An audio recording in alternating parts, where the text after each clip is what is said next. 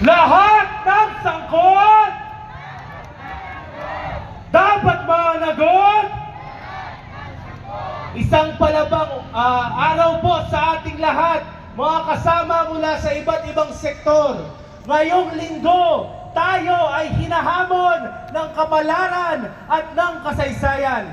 Nakita natin nung huling mga linggo, huling mga buwan at dumaang taon, na bagamat nakita na natin ang bilyon-bilyon na ninakaw ng mga kurakot mula sa kabandang bayan para sa kanilang kapakanan at para sa kanilang pamumulitika, naiiwan tayong mga karaniwang tao dito sa lansangan. Naiiwan tayong walang tahanan, walang bubong, walang pagkain, walang mainom. Ang ating mga kabataan hindi makapag-aral, hindi makapasok sa eskwelahan at kumakalam ang tiyan kapag lunchtime na sa mga eskwelahan. Ang mga manggagawa binabarat ang sweldo, ang mga magsasaka binabarat ng mga middleman, pinagpapatay kapag lumalaban, pinagpapatay kapag naninindigan, inaaresto at ginugulpe sa harapan mismo ng kanilang karapat-dapat ay to serve and to protect.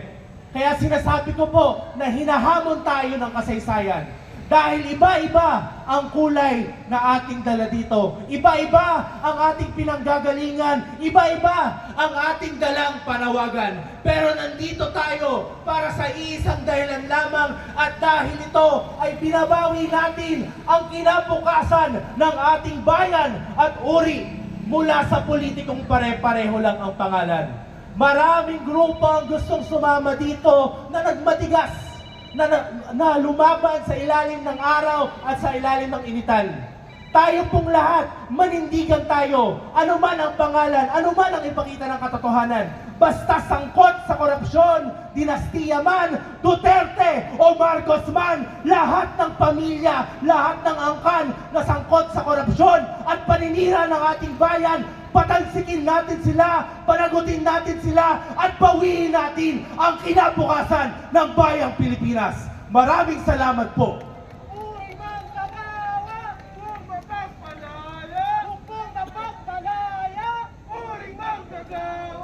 Magandang hapon po sa inyong lahat.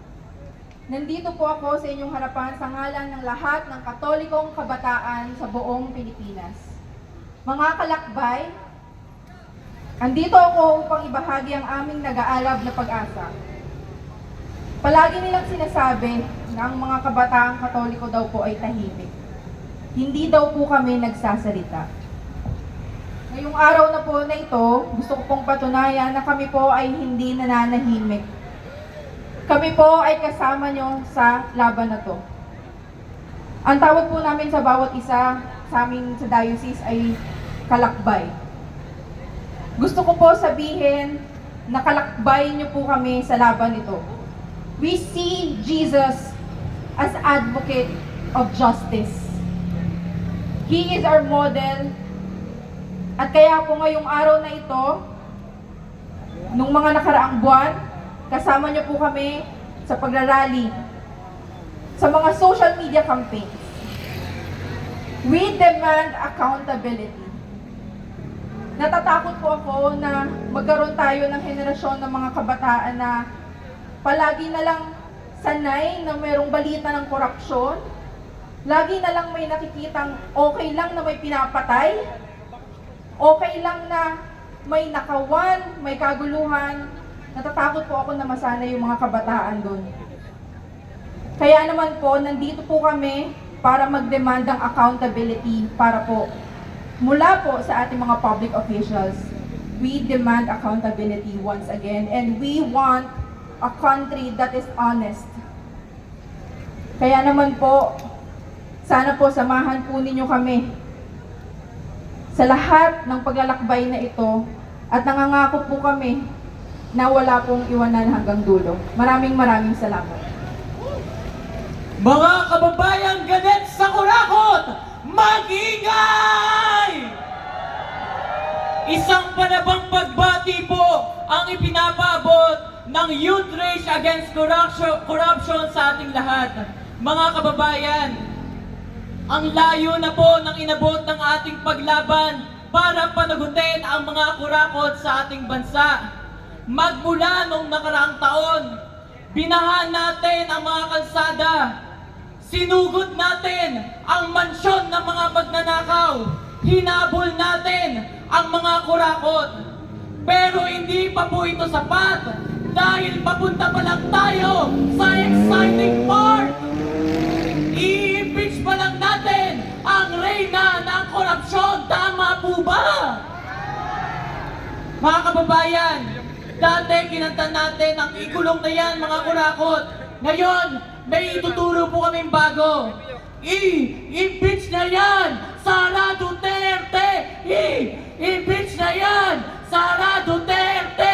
I-impeach na yan, Sara Duterte! Kala ko ipis. Ipapa-impeach natin si Sara Duterte. Mga kababayan, hindi tayo mapapagod kahit naumusad at matapos ang impeachment kay Sara Duterte. Dahil pagkatapos niyan, papanagutin naman natin ang hari ng korupsyon. Kung inaakala ni Marcos Jr. na ligtas na siya sa galit ng taong bayan, pues nagkakamali ka, Marcos Jr. Kaya naman, hamon sa ating taong bayan, hindi natin nakakalimutan na si Marcos Jr. ang hari ng korupsyon. Hindi natin nakakalimutan na si Marcos mismo ay kumilimbat ng milyon-milyon mula sa pondo ng bayan. Hindi natin nakakalimutan na siya ang pasimuno ng unprogrammed funds. Hindi natin nakakalimutan na siya rin ang protektor ng lahat ng kurakot sa ating bansa. Siya ang humarang sa unang impeachment kay Sara Duterte. Kaya naman, makakaasa ba tayo na patuloy ang ating pagpapanagot? Lahat ng sangkot dapat managot mula kay Marcos at kay Duterte mismo? Naniniwala tayo na hanggat nandyan si Marcos at si Duterte, 10 ng kanilang mga burokrata kapitalista ay patuloy na pagsasamantalahan ang sambayan ng Pilipino. Kaya naman, panata po ng mga kabataan na hindi na namin muling papayagan na patuloy na pagnakawan ang aming mga kinabukasan. Tama po ba yun? Hamon sa atin na patuloy na ipaglaban ang pambansang demokrasya na ang interes ng taong bayan mismo ang nakapanguna. Kaya naman, panata ng mga kabataan na patuloy kami pupunta sa lansangan, magmumulat, mag-oorganisa at magpapakilos sa aming mga paaralan, sa lansangan, sa pabrika, sa bungkalan, hanggang sa kanayunan. Pag-asa ng bayan! Kabataan! Gagawin ng mga kabataan ang aming misyon bilang pag-asa ng bayan hanggang sa makamit natin ang tunay na tagumpay, ang tunay na pagbabago sa ating lipunan. Lahat ng sangkot dapat managot. I-impeach na yan, Sara Duterte! I-impeach na yan, Sara Duterte! I-kulong na yan, mga kurakot! I-kulong na yan, mga kurakot! Maraming salamat po.